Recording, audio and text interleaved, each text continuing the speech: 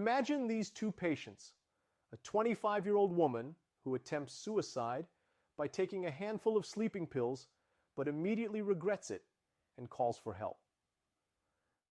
A 75-year-old man found hanging in his garage with no prior history of mental illness. Who do you think is at a higher risk of dying by suicide in the future? Reflect on this, and by the end of this video, you'll know the answer. Assessing suicide risk is one of the biggest challenges in psychiatry. There is no single test, no perfect formula, and no way to predict the future with certainty. Many factors influence risk. Mental illness, personal crises, social support, and impulsivity all play a role. But in every assessment, 5 key elements help me form a clearer picture: method, timing, circumstances, age, and gender. Understanding these factors allows me to determine whether someone is at low, moderate, or high risk, and what steps need to be taken to protect them. Let's start with the method. Why are some suicide attempts more concerning than others? Not all suicide attempts are equal. The method used provides insight into intent, planning, and the likelihood of survival.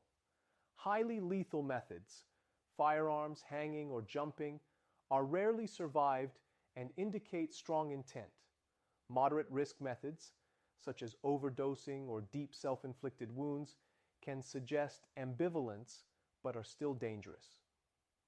Lower risk methods, like superficial cuts or taking a small number of pills, often signal distress rather than a clear desire to die.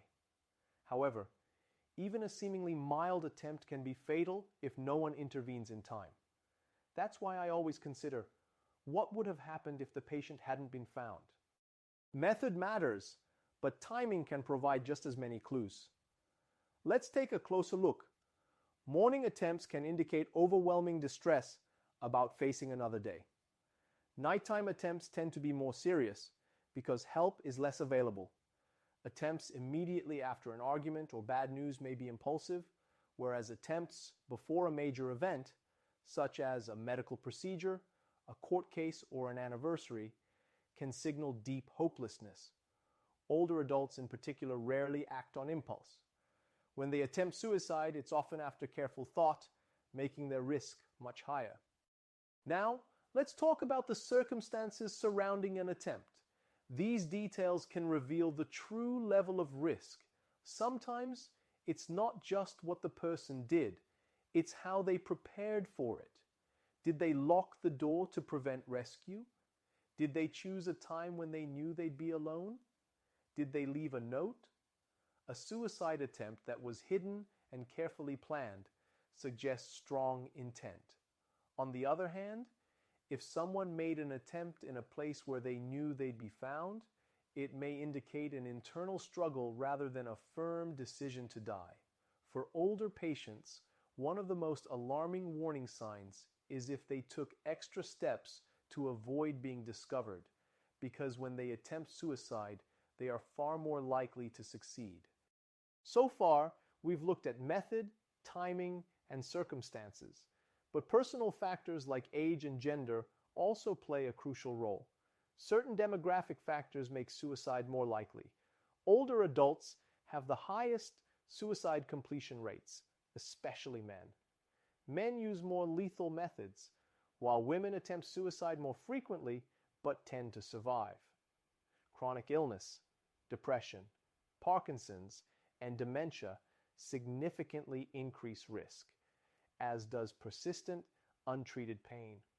If a patient says, "I don't want to be a burden anymore," they may not openly express suicidal thoughts, but that feeling of hopelessness is often a red flag. Now that we've broken down the key factors, how do psychiatrists decide what to do next? Once I have assessed the risk, the next step is deciding on the best course of action. High-risk patients, those who used a lethal method, showed clear planning, or ensured they wouldn't be found, require immediate hospitalization. Moderate risk patients who have ongoing suicidal thoughts but some protective factors need intensive monitoring and structured support. Lower risk patients, those with fleeting suicidal thoughts and no clear plan, can be treated outpatient with close follow-up. But even with this approach, there are cases where the decision isn't clear-cut.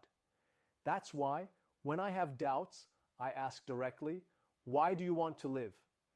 If their answer is vague, rehearsed, or unconvincing, it raises concerns. But if their response is personal, clear, and meaningful, it helps reassure me that they are not at immediate risk. Now let's go back to our original question. Who is at higher risk, the young woman or the elderly man? Let's revisit our two cases. The 25-year-old woman overdosed but immediately called for help. The 75-year-old man attempted hanging with no prior psychiatric history. Who is at greater risk?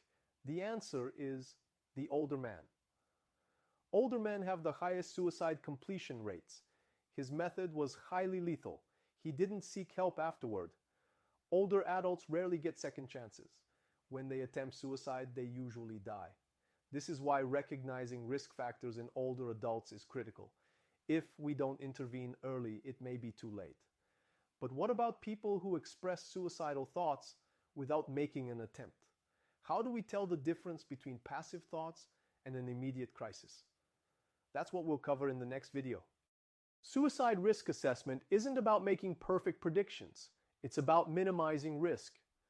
If someone you know is showing warning signs, don't ignore them. Listen, offer support and encourage them to seek professional help. Check the description below for suicide prevention hotlines. You are not alone.